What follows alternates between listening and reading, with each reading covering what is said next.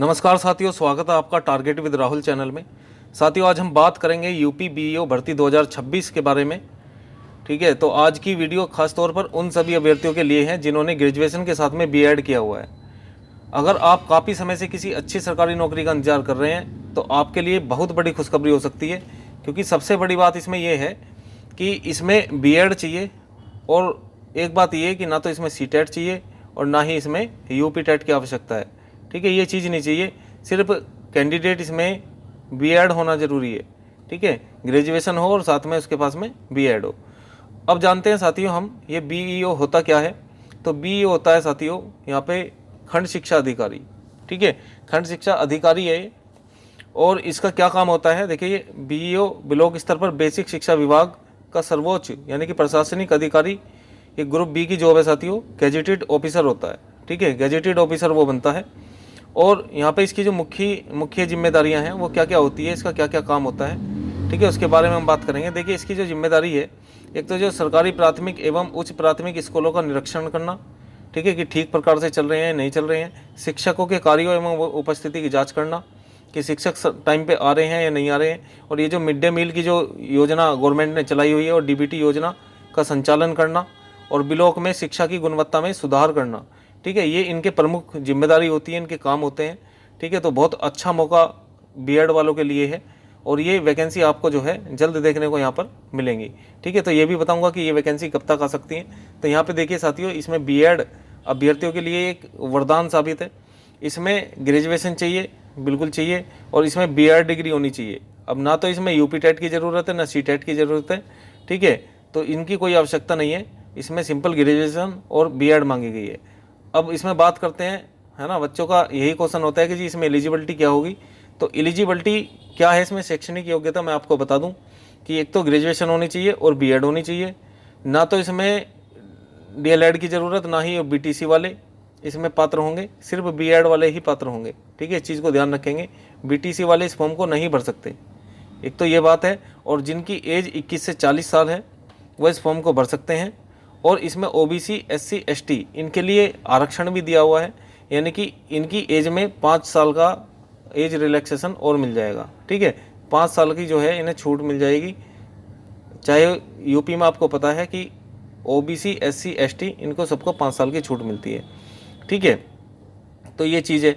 और कोई pH candidate है यानी कि फिजिकल हैंडीकैप है तो उसे 15 साल तक की भी छूट मिल जाती है इसमें।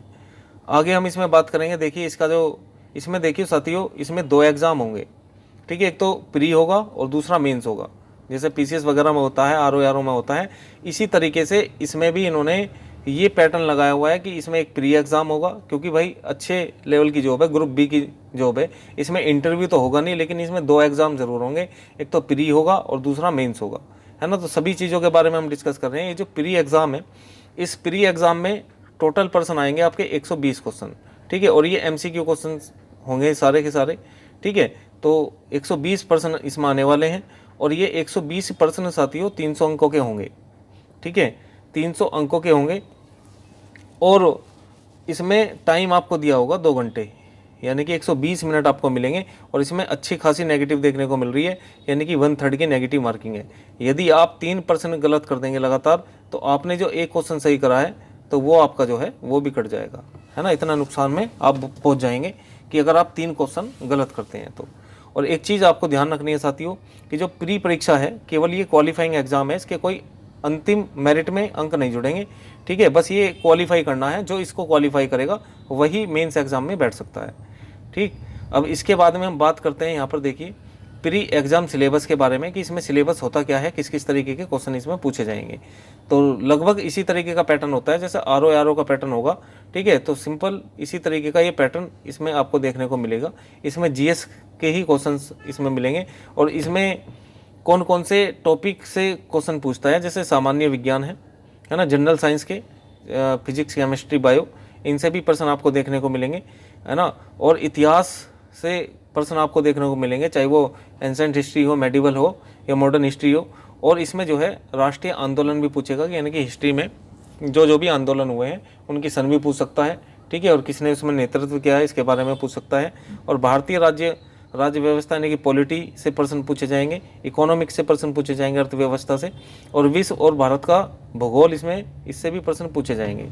ठीक है, तो ये जीएस का पार्ट है साथियों, और ये आपको पूरा का पूरा कवर करना है। और जीएस का जो सेकंड पार्ट है इसमें क्या है, इसमें आपका जो है यूपीजी के इसमें पूछी जाएगी, पर्यावरण से क्वेश्चन आएंगे, पारिस्थितिकी तंत्र एवं नगरीकरण के प्रश्न आपको इसमें देखने को मिलेंगे, राष्ट्रीय एवं अंतर्राष्ट्रीय यानी कि करंट अफेयर्स के होंगे प्रश्न इसमें, और इसमें कुछ रीजनिंग के भी प्रश्न होंगे साथियों। ठीक है, रीजनिंग के होंगे, रीजनिंग से भी होंगे, और मैथ के भी होंगे। ठीक है, और मैथ में भी अंगणित, बीजगणित, तो इस तरीके के मतलब 10th लेवल के होंगे ये। ठीक है, ये बेसिक क्वेश्चन होंगे इसमें, और 10th लेवल तक का इसमें मैथ पूछेगा। ठीक है, ये क्वेश्चन डिसाइड नहीं है कि इसमें कितने क्वेश्चन पूछेगा, लेकिन ये सब्जेक्ट आपको जो है इसमें देखने को मिल जाएंगे प्री में। ठीक है, क्वालिफाई एग्ज़ाम है, तो इसकी जो है जीएस वगैरह की वीडियो आपको जो है मेरे चैनल पे लगातार मिलती रहेंगी, है ना। अभी हाल फिलहाल मैं आपको इसका सिलेबस बता रहा हूँ कि कोई ये आपका सिलेबस आएगा। अब इसके बाद में जैसे ही आप इस एग्ज़ाम को क्वालिफाई करेंगे तो फिर इसके बाद में एक मेंस एग्ज़ाम होगा, है ना। तो मेंस एग्ज़ाम में वही बच्चा बैठेगा जो इस एग्ज़ाम को क्वालिफाई करेगा। तो जैसे आपने मतलब मान लिया आपका प्री क्वालिफाई हुआ है, तो प्री क्वालिफाई होने के बाद में फिर 400 अंक का जो है आपका मेंस एग्ज़ाम होगा, और इसी के आधार पर आपका जो है चयन होगा। ठीक है, सिलेक्शन इसी के आधार पर होगा, प्री के नंबरों से आपका कोई मतलब नहीं है, बस उसमें क्वालिफाई नंबर आने चाहिए। अब इसमें जो है 400 नंबर का जब ये एग्ज़ाम होगा तो ये भी साथियों 2 एग्ज़ाम होंगे। ठीक है, 2 एग्ज़ाम होंगे, एक तो जीएस का एग्ज़ाम होगा और दूसरा होगा आपका हिंदी का। और ये कैसे होंगे, ये साथियों सब्जेक्टिव होंगे, यानी कि इसमें आपको जो है निबंध वगैरह लिखने को मिलेगा। जैसे जीएस का होगा तो इसमें आपको निबंध नहीं लिखना है, इसमें 200 क्वेश्चन आएंगे। ठीक है, 200 मतलब 200 अंक के इसमें 200 अंक का ये एग्ज़ाम होगा, और 3 घंटे इसमें आपको मिलेंगे जीएस के पेपर में।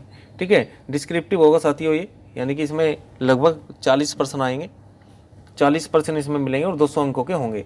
तो जैसे आपको पता है कि भाई बीए है ना, और या बीएड, इनकी हम परीक्षा देते हैं तो लघु प्रश्न, अति लघु प्रश्न, है ना। तो एक लाइन में किसी का क्वेश्चन का जवाब देना है 25 वर्डों में या 50 वर्डों में देना है। तो इस तरीके से जीएस में ये इस तरीके के क्वेश्चन पूछेगा। जैसे सपोज दैट इन्होंने पूछ लिया कि योजना आयोग के बारे में बताओ, तो उसमें जो है ये डिपेंड करेगा कि इसमें दीर्घ प्रश्न पूछा गया है या लघु प्रश्न पूछा गया है। तो जिस तरीके का प्रश्न होगा, मतलब जैसे 2 नंबर का, 4 नंबर का या 10 नंबर का, तो उसी हिसाब से हम जो है उसमें वर्ड लिखेंगे। ठीक है, तो इस तरीके से यहाँ पे जो है जीएस के क्वेश्चन आपको देखने को मिलेंगे।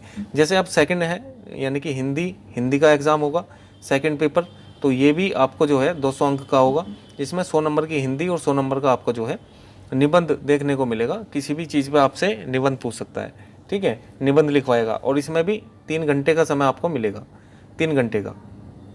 पत्र लेखन व्याकरण से होंगे, जैसे वर्तनी लिखवा ली आपसे। ठीक है, और आपसे मान लिया कोई वाक्य दे दिया, इसमें ये भी कह सकता है कि भाई इसका जो है अंग्रेजी में, या कोई अंग्रेजी में दे दिया तो इसका हिंदी में अनुवाद करके बताओ।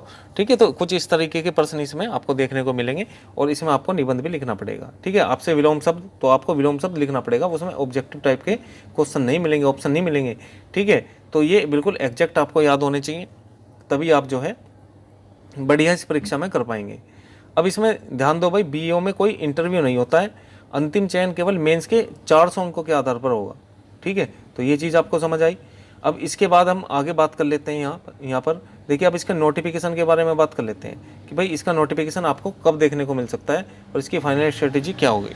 यहाँ पे देखिए जो संभावित नोटिफिकेशन है, क्योंकि लगातार ये जो है कई बार इसमें न्यूज़पेपर में आ चुका है, इसकी लगभग 360 प्लस पोस्ट आनी बाकी है। इतने पदों पर ये जो है वैकेंसी न्यूज़पेपर वाले खाली दिखा रहे हैं, है ना। तो इतने पदों पर इसकी वैकेंसी आने के पूरे चांस है, हो सकता है इससे बढ़ के आ जाए, 400 तक हो जाए ये वैकेंसी। ठीक है, तो काफ़ी अच्छा मौका इसमें आपको बीएड वालों के लिए है, जिसने बीएड की हुई है तो बहुत बढ़िया मौका इसमें मिल सकता है। और इसका जो नोटिफिकेशन है वो आपका सितंबर में देखने को मिल सकता है। ठीक है, सितंबर के लास्ट तक ही आपको देखने को मिलेगा। तो जब भी कोई मतलब इसका जो विज्ञापन वगैरह आएगा तो इसकी अपडेट मैं आपको जो है अपने चैनल के माध्यम से दे दूंगा। ठीक है, तो आज से ही भाई जीएस और हिंदी पे अपनी थोड़ी थोड़ी तैयारी करना शुरू कर दो, क्योंकि ये ऐसे एग्ज़ाम है, ये कोई वनडे एग्ज़ाम नहीं है कि भाई छोटा एग्ज़ाम है तो 10 दिन 20 दिन या महीना 2 महीना पढ़ के इसमें सिलेक्शन लिया जा सकता है, क्योंकि आजकल तो उनमें भी ऐसा पॉसिबल नहीं है, उसमें भी काफ़ी समय से बच्चे को तैयारी करनी पड़ती है। तो ये एक गैजेटेड ऑफिसर की जॉब है और बहुत बढ़िया एकदम गोल्डन चांस है इसमें। ठीक है, तो अगर आप अभी से ही लग जाएंगे जीएस वगैरह पढ़ने, हिंदी में थोड़ा पर्यायवाची विलोम शब्द इस तरीके के भी क्वेश्चन मीन्स में पूछे जाएंगे। ठीक है, तो इन पे थोड़ी अपनी पकड़ बनाई है। ठीक है, और लगातार इसमें जो है बीच बीच में आपको जीएस और हिंदी की क्लास मेरी भी मिलती रहेंगी, जो काफ़ी आपको जो है एग्ज़ाम की दृष्टि से हेल्पफुल होंगी। ठीक है, बाकी आपकी कोई राय हो या आपका कोई क्वेश्चन हो तो आप मेरे से कमेंट बॉक्स में पूछ सकते हैं।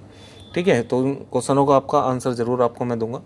ठीक है, तो आज की जानकारी इतनी ही। अगर जानकारी आपको पसंद आई है तो वीडियो को ज़रूर लाइक करें, और जो साथी चैनल पर नए जुड़े हैं वो सब्सक्राइब कर लें, क्योंकि जो भी वैकेंसी आती है वो लगातार मैं जो है इसमें छोटी बड़ी अपडेट देता रहता हूँ। ठीक है, तो मिलते हैं नेक्स्ट वीडियो में। धन्यवाद, जय हिंद।